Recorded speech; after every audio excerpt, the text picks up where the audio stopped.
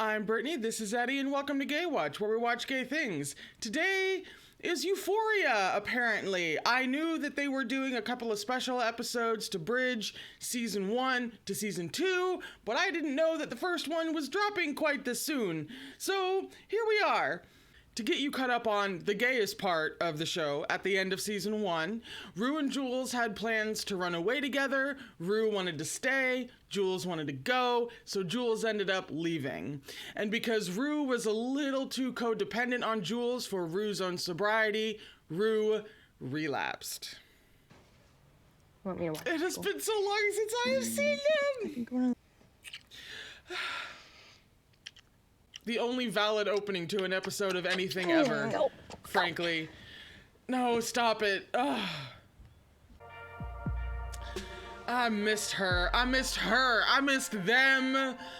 I missed this fucking show. I miss Labyrinth. I miss the music playing in the background. I have missed this fucking show. Yeah, this is totally a dream of if Rue had left with Jules. I'm not heartbroken. I'm not heartbroken at all. There's that damn hoodie.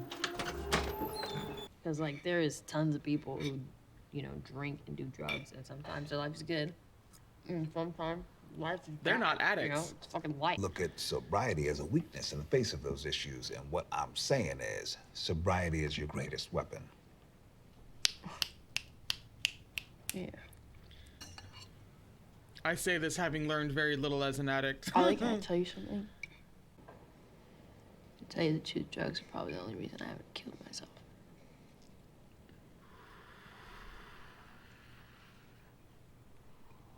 Do you want to get clean? No. Right? You sure? That's why you're not. Yeah. Sometimes it's just that fucking simple.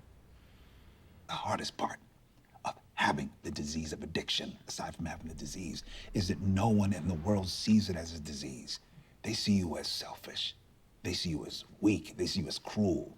They see you as destructive. They think, why should I give a fuck about her if she doesn't give a fuck about herself or anybody else? Why does this girl deserve my time, my patience, my sympathy, right? It's step 2. Came to believe that a power greater than ourselves could restore us to sanity.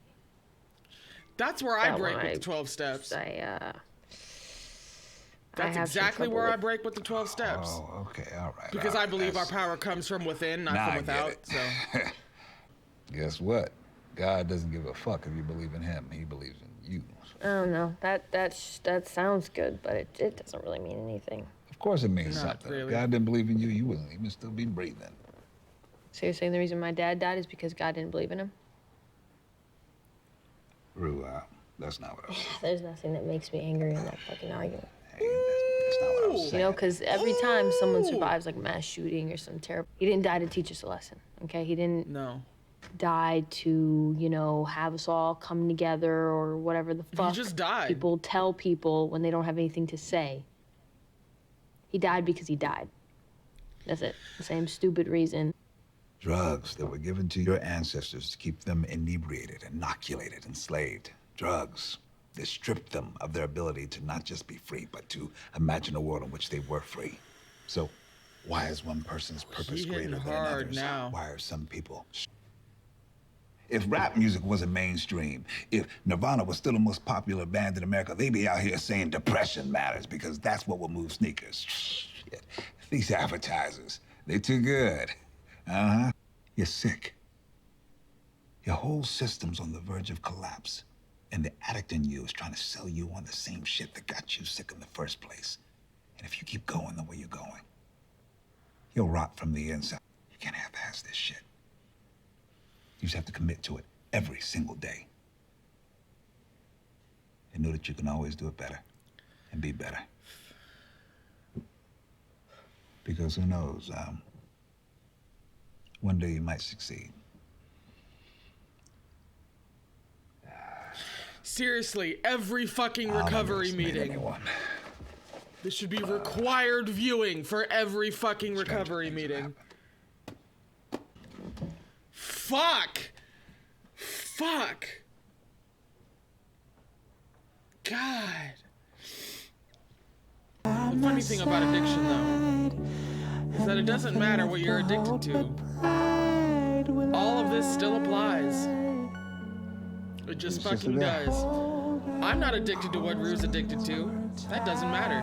I could be addicted to gambling. Doesn't matter. Well, tell her There's a fundamental aspect to addiction that tell her I love her. way too many people And don't I miss her realize. very much. I had to not be in a relationship so that I could focus on my sobriety because that's what I wanted, and I didn't have enough energy for both of those. That's true. And I wanted to get clean. Everything that's true. good to you ain't always good for you. What do you have to say to somebody who doesn't have a whole lot of hope? Man, I don't know who that lady is, but I When I was a little girl stand. growing up, I my already grandma stand. Don't make me stand used to you harder. always have this. You got any more questions for me while I'm trying to count my tips? No, count 'em. I'm gonna throw a couple more in there Could later. she be You a need permanent to, fixture on this too show? Yeah, starting a new relationship and trying to get clean at the same time usually doesn't work. Old relationships, as you come clean, are a different story. Blame Jules for all stay clean. Yeah, but you were For gonna the stay most clean part, for her, not for you. She cheated on me when I was sober. She literally cheated on me. I didn't know that. Sort of, not really, kind of. It was You were in a wishy-washy. relationship. Things hadn't been defined. Thank you. It became a relationship that night. Yeah. So it wasn't just kissing. You two talked about being together. Thank you. Thank you. Thank you. What? Thank you. People make all these fucking promises. My mom kissing me on the forehead and telling me my dad's gonna be all right. And Jules talking about how we're gonna live together when she goes off to college and sleep in the same bed and be together forever. And then Meaning just well ditches me isn't quite the same as lying, though. 'cause she- Drugs change who you are as a person. every time I Thank attacked my you. mom, I wasn't high. Drugs That change who doesn't you are matter. as a person. Thank you. Thank you. Still unforgivable. No, it's not. Thank you. Thank you. Come on. If I actually believed that what you did was unforgivable, I wouldn't be sitting here. Because what I've done in my life Thank you. is way more unforgivable. Forgiveness is the key to change. We're too busy running around Boom! judging everybody's Put intentions that and on my motivations as if fucking we have some wall. insight to the humans. So what you're saying is that you can simultaneously do something that you also believe is wrong. Well, doesn't you doing it mean more than your intentions? It all depends. Why are you ignoring all the things you believe?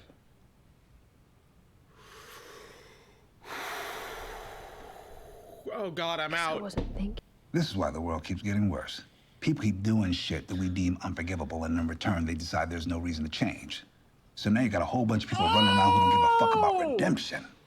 That's scary. Fuck! I grew up in a house where my dad used to beat on my mama. He was Oh, a here drunk we and go. cold son of a bitch. Whether I was shooting dope or smoking crack, I would never, ever be like my dad. And then I got married. I had 2 girls. I spent 30 years of my life thinking of how to kill my dad for doing the same shit I just did to their mom.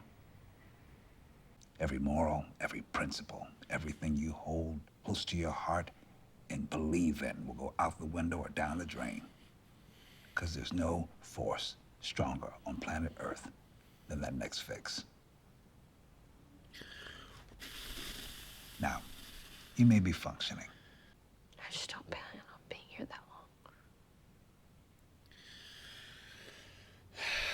Funny thing is that that's a whole separate it. but related conversation.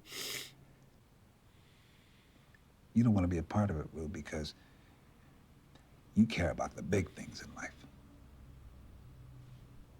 I don't know if I care about the big things in life. Come on, now, of course you do. You obviously don't. I love talking to you. Because we talk about the real shit. Shit that matters. God, don't you? Jesus Like- fucking Christ. How do you want your mom and sister to remember you?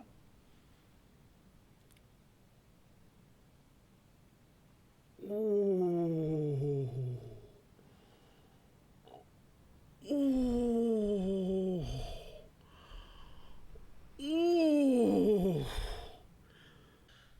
Well, I don't have time to unpack all of that. I really don't, because I have to go.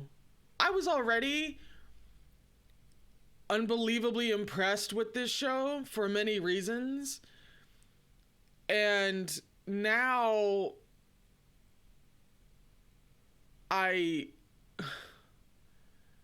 I'm just speechless, frankly. Obviously, this was not like your typical episode. This was a special episode of Euphoria. But just this one special episode, not even getting into the second one that's coming whenever, but just this one shows that they have absolutely not lost their penchant for very, very difficult truths. And I think as long as they have that, and as long as they keep going this hard, I don't think the show is going to lose its thing, its point, its core, just its core. If you are an addict of anything, and you have a history of depression and or suicidal thoughts, this is especially required viewing. Like, if you've only seen this video in the massively cut up version, go watch the full version. I don't care how. It is especially mandatory viewing for you, but I consider it to be one of those things that's mandatory viewing for humanity. I think if everybody saw this, they would have an automatic, much deeper understanding of addicts and addiction. And that alone would go so far in changing how we see addicts and how we help addicts. I don't know when the second special episode drops, but when it does, you can bet your fucking ass that I'm going to be here. This was incredible. I'm gonna have to watch it every day for the rest of my life because many reasons.